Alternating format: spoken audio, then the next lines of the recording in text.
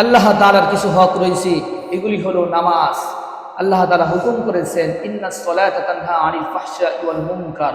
আল্লাহ তাআলা হুকুম করেছেন ইয়া আইয়ুহাল্লাযীনা আমানু কুতিবা আলাইকুমুস সিয়াম কামা কুতিবা আলাল্লাযীনা মিন ক্বাবলিকুম লাআল্লাকুম তাত্তাকুন।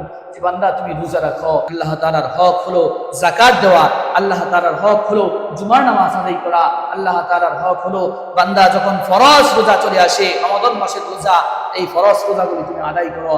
আল্লাহ তাআলার হক হলো আল্লাহ তাআলার জিকির আজকার, কোরআন তেলাওয়াত, আল্লাহ তাআলার আইন মোতাবেক চলা। আর বান্দার হক হলো কি?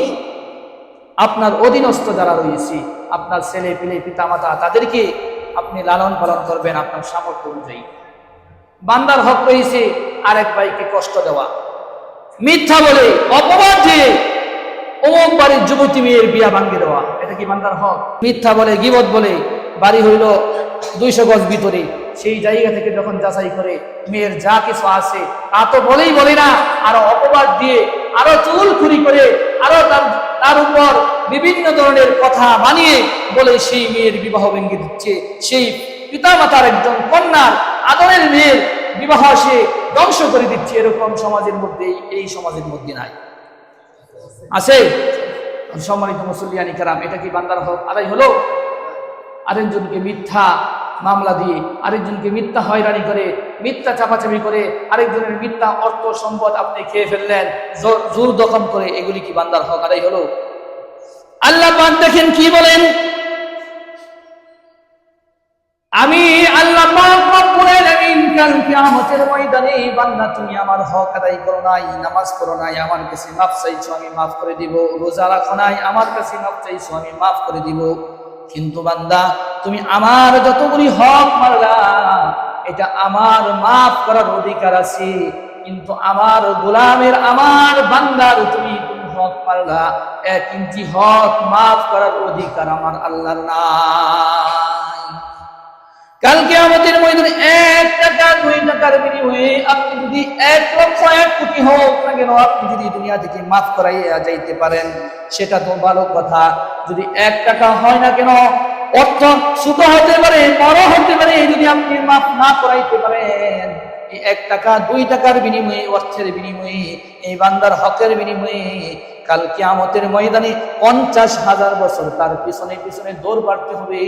আর সেই বান্দা বলবে, এখন আমার টাকা দরকার নাই, অর্থের দরকার নাই, সম্পদের দরকার নাই, ব্যাংক ব্যালেন্সের দরকার নাই, এখন আমার হলো নেকি দরকার। তোমার যে সমস্ত সিরাফারা ইবাদত বন্দেগী যা কিছু আছে না কেন, সমস্ত ইবাদত বন্দেগী তুমি আমাকে দিয়ে দাও, আর সমস্ত হক আমি তোমাকে মাফ করে দিলাম। তখন সেই বান্দা অস্বীকার করবে, যদি আমি এখন নেকি দিয়ে দেই, যে অল্প নেকি নিয়ে আল্লাহ তাআলার দরবারে আসলাম, এই অল্প নেকি দেওয়ার সঙ্গে সঙ্গে তো আমার জাহান্নামের ডিগ্রি দেওয়া হয়ে যাবে। তখন কেউ আর নেকি দিতে চাইবে না, সবাই আফসোস করতে থাকবে।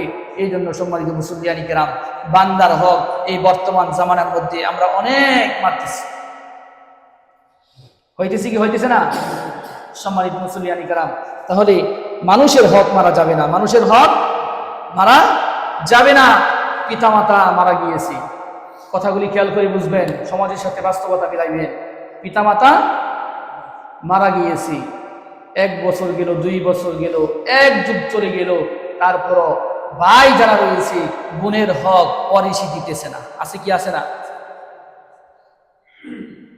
ভাইরা বোনের হক দিতেছে না। আবার এরকমও হয়, এটা খুব কমই, যে দাপটশালী বোন থাকলে অনেক ভাইদের হকও দেয় না। এই কথা আবার কিন্তু কেউ বলে না। অনেক বোনেরা কিন্তু এরকম আছে যে বোন অনেক দাপটশালী, কিন্তু ভাই লেখাপড়া করে নাই, কৃষি খামারে সে সবসময় কাজ করত, কিন্তু বোন বেশি চালাক, এই জন্য ভাইয়ের হক মেরে দিয়েছি। এই কথা কিন্তু কেউ বলে না, কিন্তু সবাই এই কথাটা বেশি বলে যে পিতামাতা মারা গিয়েছে, ভাই বোনের হক দিতেছে না। প্রত্যেকেই কিন্তু প্রত্যেকের হক দিতে হবে। এটা হলো ওয়ারিস। আল্লাহ পাক রব্বুল আলামিন কোরআনে কারীমের মধ্যে সরাসরি ঘোষণা করে দিয়েছেন, যারা নাকি এই ওয়ারিসের বন্ধন থেকে মানুষকে বঞ্চিত করবে, কাল কিয়ামতে তাদের জান্নাত তো দূরের কথা, জান্নাতের গন্ধটা পর্যন্ত তারা পাইবে না। নাউজুবিল্লাহ। দেখেন আল্লাহ তাআলা কি বলতেছেন, সুন্দর করে কোরআনে কারীমের মধ্যে জানায় দিতেছেন, ইন্নাল্লাহা ইয়া'মুরুকুম আন তু'আদ্দুল আমানাতি ইলা আহলিহা ওয়া ইযা হাকামতুম বাইনান নাসি আন তাহকুমু বিল 'আদল ইন্নাল্লাহা নি'ম্মা ইয়া'iদুকুম বিহি ইন্নাল্লাহা কানা সামিআন বাসীরা।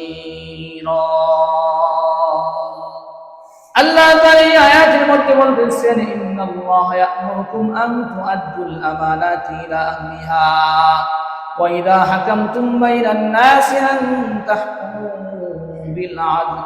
এই দুনিয়ার মানুষ, তোমরা শুনে রাখো, আমি আল্লাহ পাক রব্বুল আলামিন অর্ডার করলাম, হুকুম করলাম, আমি আল্লাহ পাক রব্বুল আলামিন তোমাদেরকে আদেশ দিলাম, হুকুম দিলাম, তোমরা প্রত্যেকের হক, মানুষের কাছে তোমরা পুঙ্খানুপুঙ্খানুভাবে পৌঁছায়া দাও। আল্লাহ পাক রব্বুল আলামিন অন্য একটি আয়াতের মধ্যে বলেন, ইউসিকুমুল্লাহু ফি আওলাদিকুম লিযযাকারি মিসলু হাযিল উনসায়াইন